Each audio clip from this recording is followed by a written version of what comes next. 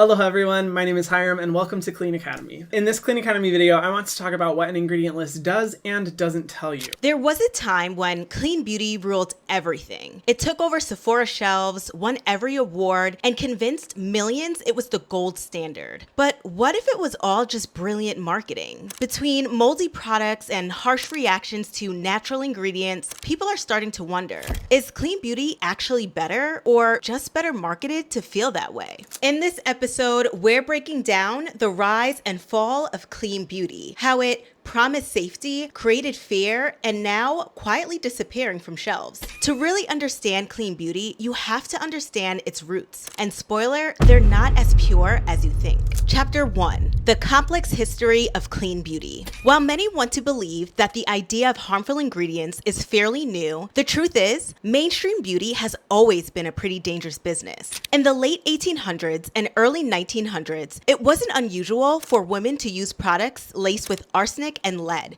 to whiten their skin or remove blemishes. The goal was to look flawless, pale, and refined. Basically, whatever society deemed beautiful at the time. By the way, if you want to go deeper on the entire history of traditional beauty, I have a separate video on that I'll link below. But let's get back to what was actually going on with the products. It wasn't that women didn't care about their safety. It's that there were no rules. And when there are no rules, there are no limits. No real understanding of how harmful something might actually be. And so women became hyper-focused on the results, chasing beauty standards with whatever products were available, even if those products were literally poisoning them. Then something crazy happened. In 1933, a woman by the name of Mrs. Brown went blind, then later died, all because of this product called Lashler. Lashler was a coal tar-based eyelash dye that promised longer, darker lashes, very similar to what mascara does today, but far more dangerous. Because what Lashler actually delivered was chemical burns, infections, and in Mrs. Brown's case,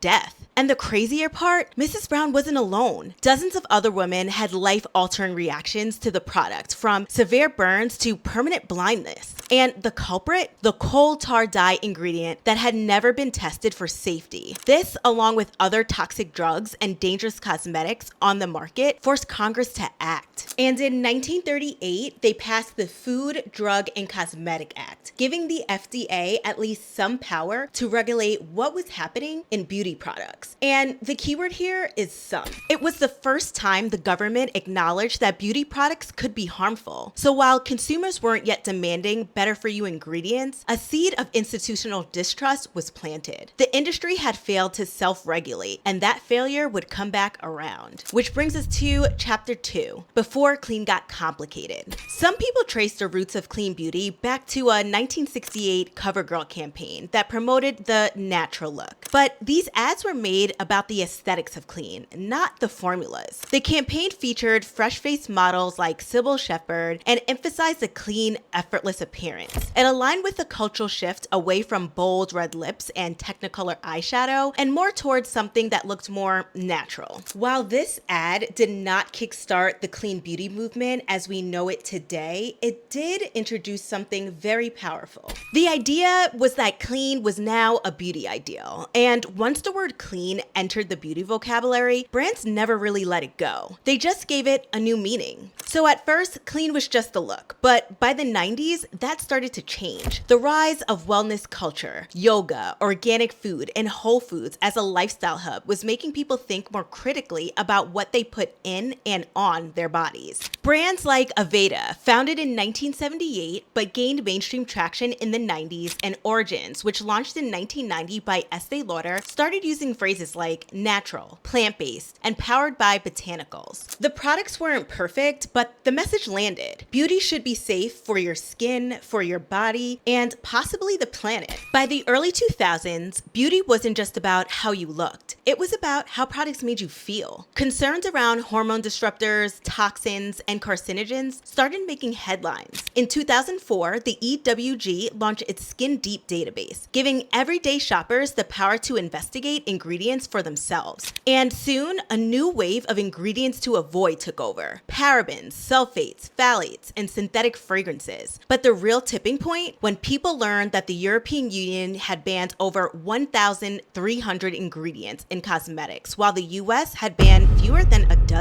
Now, even though these bans had been in place for years, the comparison hit American consumers hard in the early 2010s. Suddenly, trust was out the window, and beauty brands had to respond. Chapter 3: The Rise of Ingredient-Focused Beauty. After years of unregulated ingredients, scary headlines, and that stat about the EU banning 1,000 ingredients while the US banned barely a dozen, people were pretty much over it. The beauty industry had lost its credibility, and when people stopped trusting the big names, there's opportunity. And so clean beauty wasn't just a trend, it became a business model. Indie retailers like Credo Beauty started popping up, offering something that mainstream retailers couldn't do, and that was transparency. These stores didn't just sell clean beauty, they were built on it. At the same time, influencers were getting louder. Channels like Skincare with Hiram were breaking down ingredient lists on YouTube, calling out brands for using fragrance or alcohol, and praising those that met this new standard of clean. Clean beauty wasn't just content anymore, it was cash, and brands knew it. So of course, celebrities got in on it too. Gwyneth Paltrow helped turn clean beauty into a luxury category with Goop, launching everything from non-toxic skincare to $80 face oils, and giving the clean movement a high-end aspirational edge. Then came brands like Miranda Kerr's KORA Organics, Rosemary Swift's RMS Beauty, and eventually Jessica Alba's Honest Beauty, all promising safer, gentler formulas, and leaning heavily into the idea of transparency, even if science sometimes took a backseat. The message: beauty should be clean, calm, and good for you, even if no one could quite agree on what clean actually meant. And because no one could quite agree on what clean actually meant, there was one thing the industry did agree on. If you can't define it, stamp it. A seal of approval, a shortcut, something to tell consumers, this is better, trust us. Which brings us to Chapter 4, the business of clean. One of the biggest players in all of this is Sephora. In 2018, they launched Clean at Sephora, a clean seal that marked products as free from things like parabens, sulfates, mineral oil, formaldehyde, and more. Was it perfect? Not really, but it was the first time a major retailer stepped in and said, we know you're confused, so here's a shortcut that signals we care about you. Products that met Sephora's clean standard were given a little green seal. You'd see it next to the product names online and on packaging or shelf signage in store.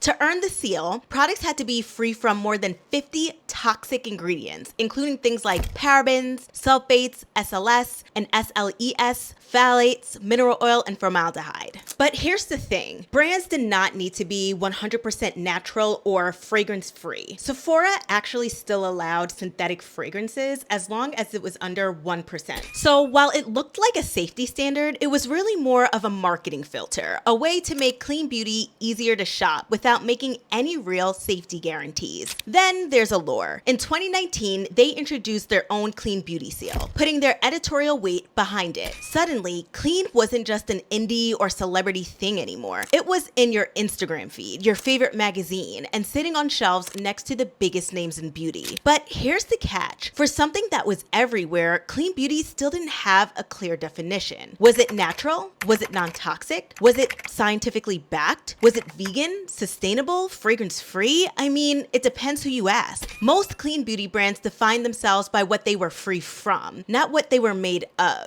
You'd see claims like no parabens, no sulfates, no PEGs, phthalates, or synthetic fragrance, but there was no governing body, no rule book, and no one could guarantee that what was labeled clean was actually better for you in the long run. And the FDA didn't provide much help here either. It hadn't updated its cosmetics law since 1938. And to be clear, that's over 80 years of products being sold with no required safety testing, no ingredient bans, and certainly no pre-market approval. And while the US finally passed a major update in 2022 called the Modernizations of Cosmetics Regulation Act, it still didn't define what clean beauty was. Clean is still a self-defined category, and that's where things began to unravel. Because when you build a category on just fear, aesthetics, and vibes, but not real scientific standards, you don't get safer skincare. You get confusion, overhyped marketing, and a flood of products that may feel better but may not perform better or even be safer. Chapter 5, when clean isn't safe. Clean beauty changed the industry. It gave us brands that actually paid attention to ingredients, products that didn't rely on heavy fragrance, harsh alcohols, or cheap fillers. And for people like me with sensitive skin, that shift shift was huge. Brands like Tower 28, Ilia, Say, and Summer Fridays started popping up with cleaner formulations, gentler actives, and a focus on skin health, not just glam. These weren't just clean, they were better, more intentional, more transparent. But here's the thing, clean doesn't automatically mean safe for all, because in the rush to remove preservatives, chemicals, and synthetics, something got lost. Formulation stability, shelf life, product safety. See, when you reduce or eliminate preservatives, especially in products with water, you're increasing the risk of contamination. Products can start to separate, degrade, or worse, grow mold. And reports show that this doesn't take years. It can happen within months, especially if a product is exposed to heat, light, or isn't sealed properly, which is almost inevitable when transporting products or just storing them in your bathroom.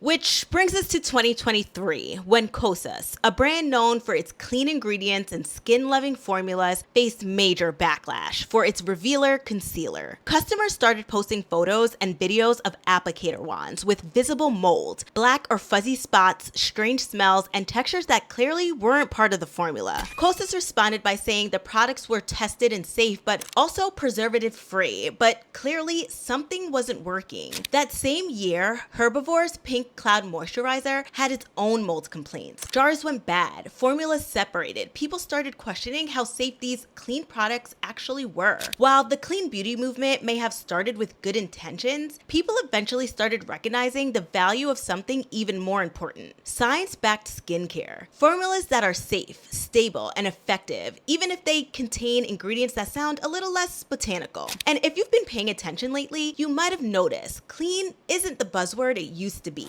Now it's all about being dermatologist tested, clinically proven, and backed by real data. Clean beauty didn't disappear. I guess it just evolved. And maybe that's a good thing. What do you guys think? Is clean beauty still worth it, or is it just really good marketing? Let me know your thoughts in the comments below, and don't forget to like and subscribe to continue seeing more beauty business breakdowns.